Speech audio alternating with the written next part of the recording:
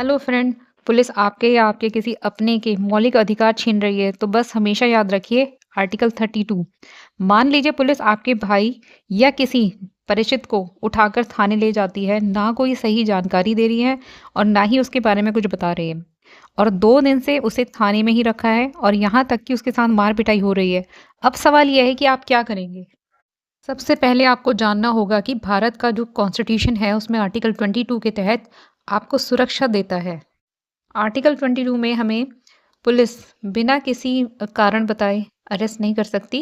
और सेकंड है, आपको जो है अपने लॉयर से बात करने का पूरा राइट है। थर्ड पॉइंट बहुत इंपॉर्टेंट है कि 24 घंटे के अंदर जिसे भी पकड़ा है उसको कोर्ट में पेश करना ज़रूरी है। अब मान लीजिए किसी को पकड़े हुए 2 दिन से ज़्यादा हो गया है और ना ही उसे कोर्ट में पेश किया जा रहा है, तो ऐसी कंडीशन में आप क्या करेंगे। बहुत ज़रूरी है कि आप सबसे पहले एविडेंस मतलब सबूत इकट्ठा करें, जिससे आप ये दिखा सकें कि ये आपको अरेस्ट कब किया गया था। इसके लिए आप थाने से सीसीटीवी फुटेज ले सकते हैं, क्योंकि आजकल हर थाने में सीसीटीवी लगा होता है और ये आपका राइट है। आप अपने लिए विटनेस भी इकट्ठा कर सकते हैं। और है सबसे इम्पोर्टेंट, कॉल या मैसेज जिससे पुलिस वालों ने आपको इन्फॉर्म किया हो वो आपके पास होना चाहिए, जिससे आप कोर्ट में दिखा सकें कि आपके फंडामेंटल राइट का उल्लंघन हुआ है। और बस ये सबूत लेकर के आप डायरेक्टली सुप्रीम कोर्ट में जा सकते हैं, जिसका राइट आपको आर्टिकल 32 देता है।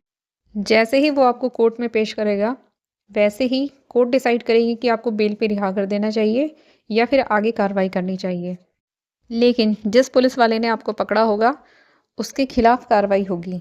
आर्टिकल 32 हमें बताता है कि डायरेक्टली इसके लिए हम सुप्रीम कोर्ट जा सकते हैं। यही वो राइट है जिसे संविधान की आत्मा कहा जाता है। इसके बाद सुप्रीम कोर्ट डिसाइड करेगी कि जो भी गिरफ्तारी हुई है वो सही है या नहीं, और सेकंड पुलिस ने जो भी है कानून का पालन किया है या नहीं, और जो भी पर्सन था जिसको वो पकड़ के लेकर आए थे उसे जेल भेजना है या बेल देनी है, ये सुप्रीम कोर्ट का डिसीजन होगा। याद रखिए, आपका कोई भी फंडामेंटल राइट छीन नहीं सकता, चाहे वो गरीब हो, आम इंसान हो या फिर बहुत ही अमीर इंसान हो, सीधे सुप्रीम कोर्ट जा सकता है। आर्टिकल 32 आपका सबसे बड़ा अधिकार है। आप ये हमेशा याद रखिए कि आर्टिकल 12 से 31 के अंदर आने वाला फंडामेंटल राइट का वॉयलेट होता है तो आर्टिकल 32 इसे प्रोटेक्ट करता है। सिंपल लैंग्वेज में समझिए, आर्टिकल 12 टू 31 आपके जो फंडामेंटल राइट हैं और आर्टिकल 32 उन फंडामेंटल राइट को बचाने का हथियार है। अगर कोई भी आपका फंडामेंटल राइट छीनता है, जैसे इलीगल अरेस्ट, फ्रीडम को छीनता है, डिस्क्रिमिनेशन करता है, तो डायरेक्टली आप सुप्रीम कोर्ट ऑफ इंडिया जा सकते हैं।